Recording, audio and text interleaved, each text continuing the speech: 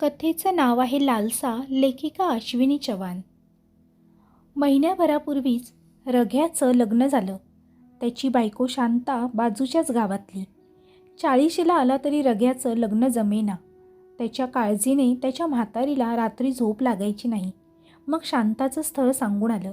शांता तशी स्वभावाला बरी होती, जणू गरीब गायच, पण घरकामात अगदी गोगल गाय. स्वयंपाकात तर तिची आईची मदत घेतल्याशिवाय तिचा स्वयंपाक पुरा झाला नाही कधी. तिला नटायची आवडी. पावडर टिकली तर नेहमीचीच, शिवाय डोळ्यात भरपूर काजळ. तिच्या केसात एखादा गजरा नाहीतर फूल हमखास माळलेला असे. तिची आई तिला नेहमी म्हणायची, शांते, स्वतःहून काम करायला शिक की. सासरी कसं व्हायचं? मला नेणार आहेस का पाठराखणीला? तसं शांतेचं लग्नाचं वय केव्हाच उलटून गेलेलं. तिशी ओलांडली होती तिने. तिचं लग्न ठरलं आणि तिच्या आईच्या जीवाचा घोर कमी झाला. हो, फक्त कमी झाला, नाहीसा नाही झाला. शांतेचं सासरी कसं होणार ही चिंता होतीच की तिला. लग्नाचे सोपस्कार पार पडले. सासरी तिला सासूची पानाची चंची सापडली. पान खायचं नवंच व्यसन तिला आता लागलं. तिचं नटणं मुरडणं सुरूच होतं, पण स्वयंपाकात काही सुधारणा नव्हती.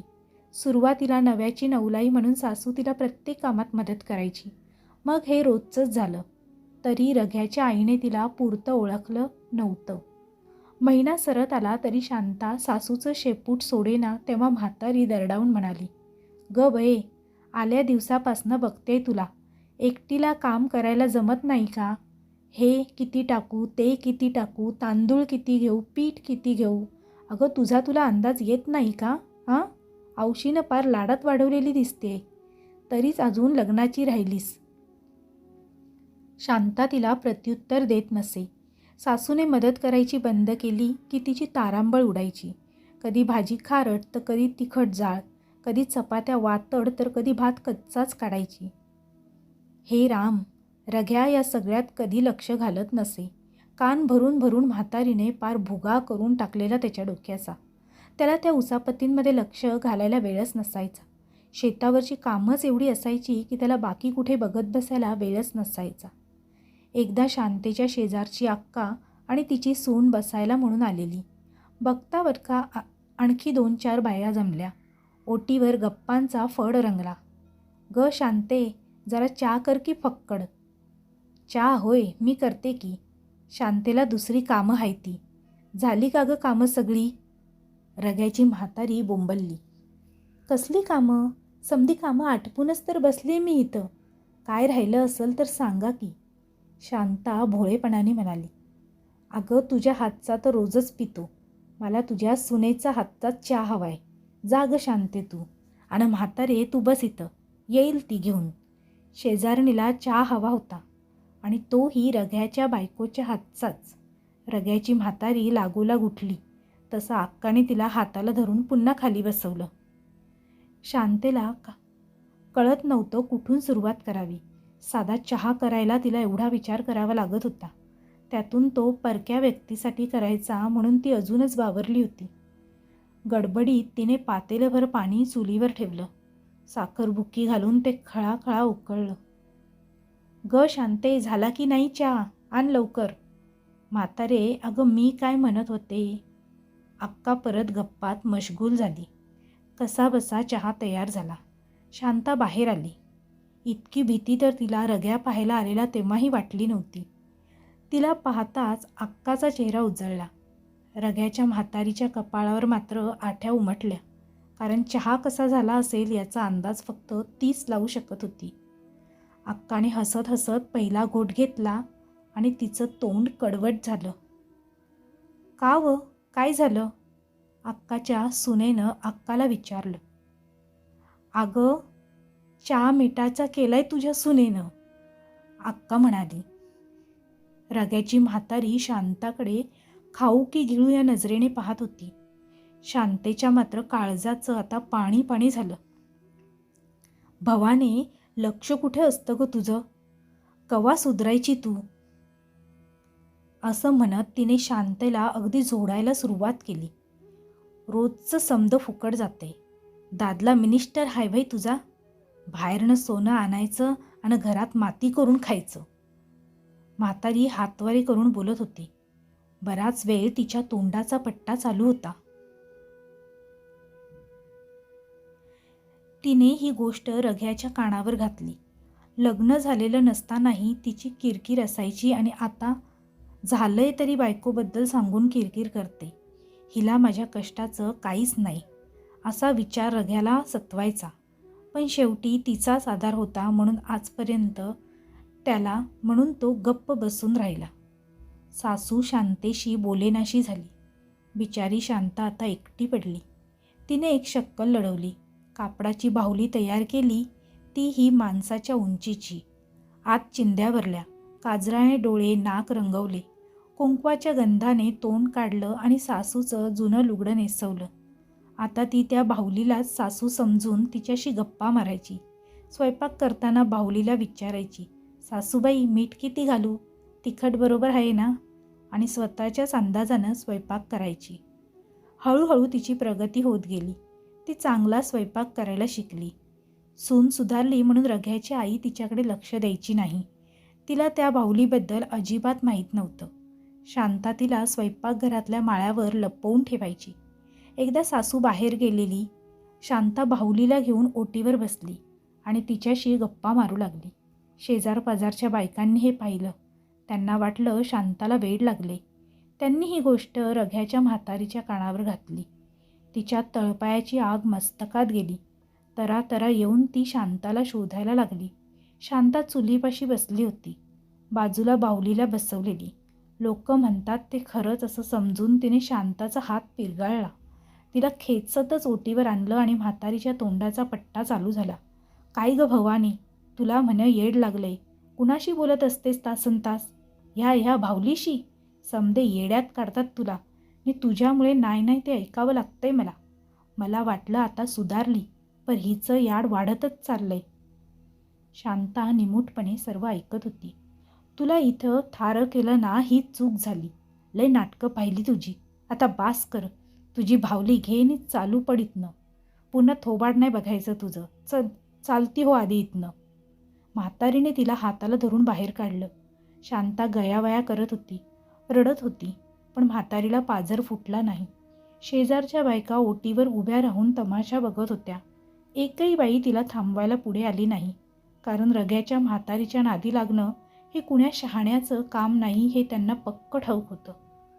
तुम्ही काय तमाशा बघता, चला सुटा इथनं. म्हातारीच्या एका आवाजानं बायकांचा घोळका पांगला. शांता रडत चालली होती. मारामुळे अंग ठणकत होतं. अंधार पडायला लागला होता. रस्त्यावरची माणसं तिच्याकडे वळून वळून पाहत होती. त्यांच्या नजरेपासून दूर जाण्यासाठी ती रानातल्या टेकडीच्या दिशेला जायला लागली. टेकडी खाडीपलीकडे होती. पुढे शांताचं गाव होतं, त्यामुळे तिला टेकडीलगतचा रानातला परिसर ओळखीचा होता. समोरच अरुंद पात्राची खाडी लांबवर पसरली होती. खाडीवरचा अरुंद पूल तिने ओलांडला. पुढं जावं की न जावं या संभ्रमात पडलेली असताना तिने एकवार हातातल्या बाहुलीकडे नजर टाकली. अंधारात बाहुलीचा धूड भयानक वाटत होतं. न तिच्या लेखी ती बाहुली तिची सासू होती. तिने बाहुली छातीशी घट्ट धरली आणि पुढे चालू लागली. पाहता पाहता ती गावापासून बरीच दूर आली. चालता चालताच तिला कनवटीला ठेवलेल्या पानाची आठवण आली. लागलीच तिने कनवटीचं पान सोडवून त्याचा तोबरा भरला. टेकडीला वळसा घालून गाडी रस्ता गेला होता. ठराविक वेळेत सुटणाऱ्या एसटी सोडल्या तर गावात इतर कोणतंही वाहन कधी दिसायचं नाही. गाडी रस्ता सोडून आत एक पायवाट गेली होती. थोडं अंतर चालल्यावर जरा मोकळी जागा होती. तिथे एक संगमरवरी शिळा आडवी ठेवली होती आणि तिला लागूनच एक मोठा दगड ठेवला होता. बाजूला एक मोठ्या घेऱ्याचं आंब्याचं झाड होतं. सभोवार आमराई होती. रातांब्याचं बन होतं. या जागेत ती दिवस ढवळ्या बरेचदा येऊन गेली होती. टेकडी पलीकडे तर गाव होतं तिचं. यावेळी मात्र ती इतर कोणताही विचार करायच्या मनस्थितीत नव्हती. सुन्न होऊन ती त्या आंब्याच्या झाडाला टेकून बसली. इकडे रघ्याला म्हातारीचा प्रताप समजल्यावर तो संतापला. तो शांताला शोधायला बाहेर पडणार तोच म्हातारीने त्याला अडवलं. खबरदार बाहेर गेलास तर ती येडी पोर लोढण्यागत गळ्यात मिरवण्यापरीस असाच राहिलेला चालशील मला. लक्षात ठेव, एक पाऊल जरी बाहेर टाकलंस तर माझा मुर्दा गावल तुला. रघ्याचा नाईलाज झाला. एवढ्याशा कारणावरून आणि लोकांच्या भडकावण्याने तिने शांताला घराबाहेर काढलं याची त्याला खंत वाटत होती. आता तिच्या घरच्यांना काय उत्तर द्यायचं या विचारात तो होता.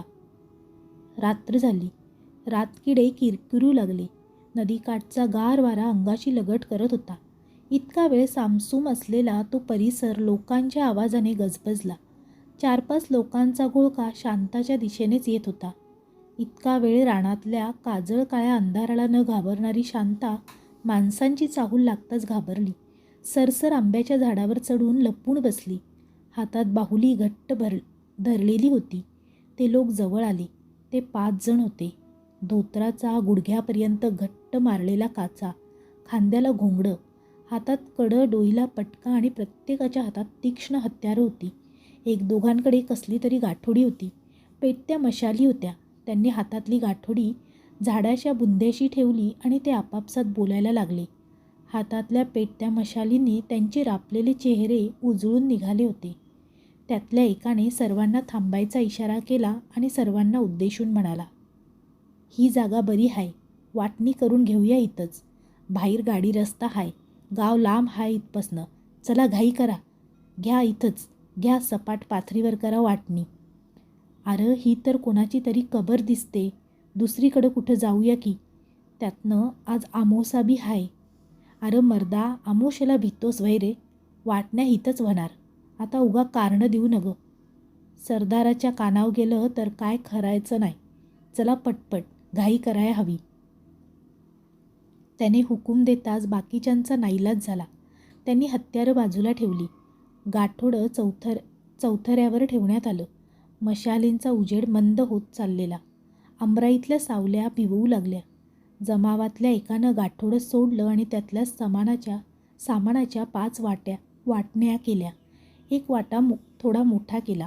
त्यांच्या म्होरक्याच्या नकळत लुटलेली संपत्ती परस्पर आपसात वाटून घ्यायची तयारी चाललेली. ते 4 जण दरोडेखोर आहेत हे ती समजून गेली होती. बुंद्यात ठेवलेली हत्यारं पाहूनच शांतेला घाम फुटला. तळवे घामेजले. हातांना कापरं भरलं. हाताच्या घामामुळे बाहुलीचं काजळ आणि तोंडाचं गंध विस्कटलं. फांदीवरचा तिचा तोल ढासळला. स्वतःला सावरायच्या नादात तिच्या हातून बाहुली निसटली आणि नेमकी त्या गाठोड्याजवळ पडली. लोकरीचे केस, मळलेल्या सुती कापडाची साडी, काजळ पसरलेले डोळे, लाल तोंड अशा अवताराच्या त्या 4 फुटाच्या बाहुलीचा तो अवतार पाहून दरोडेखोरांच्या काळजाचा ठोका चुकला. त्याचवेळी जोराचा वारा सुटला आणि त्यांच्या हातातल्या उरल्या मशालीही विझल्या. मिट्ट काळोख झाला. अरे गाठोडं उचला. ही तर नीट वाटणी करता यायची नाही. असू दे, पुढे भेटेल एखादी मुक्याची जागा. सर्वांनी माना डोलावल्या. गाठोडं बांधलं आणि आता हत्यारं उचलणार तोच त्यातल्या एकाचं लक्ष वर झाडावर गेलं. तो थरथर कापू लागला. त्यांची बोबडी वळलेली पाहून बाकीच्यांनी पण नजर झाडाकडे वळवली. पाहतात तर फांदीवर एक बाई विचित्र अवस्थेत बसली होती. केस मोकळे सोडलेले, भेसूर चेहरा, कपाळाचं कुंकू पुसून कपाळभर मळवट भरलेला, रडून रडून डोळ्यातलं काजळ बाहेर पसरलेलं आणि त्यातच घरू पानाचा तोबरा भरून आल्याने तोंड लालेलाल झालं होतं. जणू काही आत्ताच कुणाचा तरी घास घेऊन आली असावी. तिला पाहून त्यांच्यापैकी एकाच्या छातीत तीव्र कळ आली. तो जागच्या जागी गतप्राण झाला. शांता काहीतरी बोलणार होती, पण भीतीने तिला धड तोंड उघडता येईना. त्या अंधारात तिचं तोंड विचित्र दिसत होतं. दरोडेखोरांना वाटलं झाडावर हडळ बसलीये. त्यांनी हत्यारं आणि चोरीचा ऐवज तिथेच टाकून पोबारा केला. त्यांचा मृत साथीदाराला उचलायचं भानही त्यांना राहिलं नाही. त्याला तिथेच टाकून ते पसार झाले. शांता हळूच खाली उतरली. मोठ्या प्रेमाने तिने बाहुलीला उचललं आणि सासरी जायला निघाली. चोरांनी चोरीचं सामान तिथेच टाकलेलं. तिची नजर त्यावर गेली. काय करावं? घ्यावं का? आपण नाही घेतलं तर दुसरं कोणीतरी घेईलच ना. मग मीच घेते असा विचार करून तिने ते गाठोडं उचललं आणि घरचा रस्ता धरला. पुढे घरी जाऊन शांतासोबत काय झालं हे पाहण्यासाठी भाग 2 नक्की पहा. लवकरच येत आहे भाग 2. ही कथा जर तुम्हाला आवडली असेल तर तुमच्या जास्तीत जास्त मित्रपरिवारासोबत शेअर करायला विसरू नका. तसेच कमेंटद्वारे कमेंट करून नक्की कळवा की तुम्हाला कथा कशी वाटली. त्याचप्रमाणे आमचा कथालेखन हा चॅनल आवडत असेल तर कथालेखन चॅनेलला सबस्क्राईब करा. पुन्हा भेटूया अशीच नवीन आणि छानशी कथा घेऊन. तोपर्यंत सर्वांना धन्यवाद. Bye bye.